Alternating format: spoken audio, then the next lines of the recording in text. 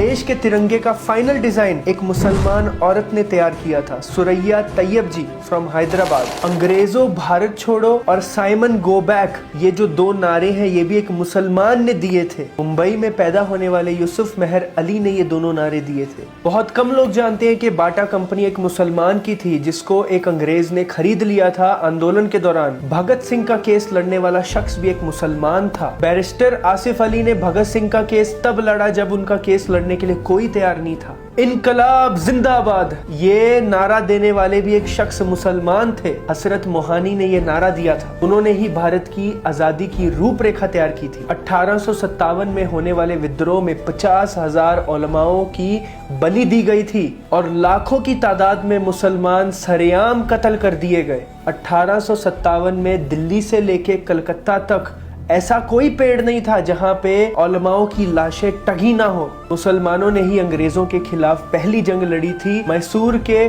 टीपू सुल्तान और उनके फादर शहीद होने वाले पहले शख्स थे। मशहूर क्रांतिकारी अशफाकुल्ला खान सबसे कम उम्र के पहले व्यक्ति थे। जय हिंद का नारा आबिद हसन सफानी ने दिया था। भारत का पहला राष्ट्रीय गीत अजीमुल्लाह खान ने लिखा था, वो एक मुसलमान थे। आपको जान के हैरानी होगी कि काला पानी जैसी दर्दनाक सजा पाने वाले 90% से भी ज्यादा लोग मुसलमान थे। अंडमान निकोबार में आज भी सबसे ज्यादा कब्रें मुसलमानों की हैं। दूसरे लोगों ने काला पानी की सजा से बचने के लिए अंग्रेजों की मुखबरी भी की और माफीनामे भी लिखे। मुसलमानों ने ही सबसे पहले अंग्रेजों के खिलाफ हथियार उठाए। शाह अब्दुल अजीज ने 1772 में फतवा देते हुए कहा कि अंग्रेजों की गुलामी हराम है और अपने वतन के लिए जंग करो अंग्रेजों के खिलाफ। 1857 में होने वाले विद्रोह की प्लानिंग अंग्रेजों के खिलाफ एक मुसलमान शख्स ने की थी। मौलवी अहमदुल्ला शाह ने की थी। वो एक इकलौते ऐसे शख्स थे जिनके ऊपर 50,000 रुपए का इनाम रखा गया था। इतना बड़ा इनाम 1857 में। ये रकम इतनी बड़ी थी कि राजा जगन्नाथ ने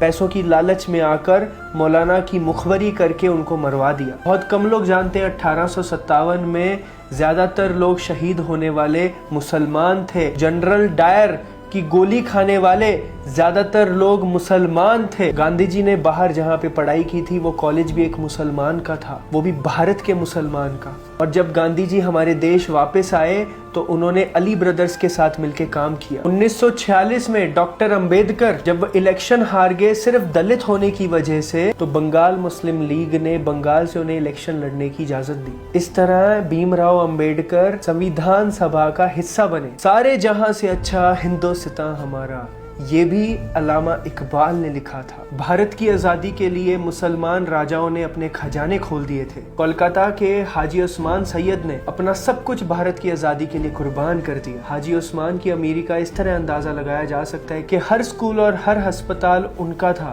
भारत की सारी मस्जिदों को किलों की तरह इस्तेमाल किया गया अंग्रेजों के खिलाफ। आज़ादी की लड़ाई के वक्त कोई भी मस्जिद ऐसी नहीं थी कि जिसपे मुसलमानों का खून न लगा हो। और ये लाइन इतनी ज्यादा लंबी है कि मैं बोलते बोलते थक जाऊंगा। जो लोग ये कहते हैं कि मुसलमान गद्दार हैं, जो लोग ये कहते हैं मुसलमानों को कि तुम पाकिस्तान चले जाओ, जो लोग मुसलमानों को पता नहीं क्या क्या कहते हैं, उनको समझना चाहिए कि अगर मुसलमान आज़ादी के वक्त ये सब नहीं करते तो आज़ाद होना मुश्किल था। आप क्या सोचते हो कमेंट सेक्शन में ज़रूर बताइएगा। अस्सलामु अलैकुम वरहमतुल्लाहि वबरकातुहू।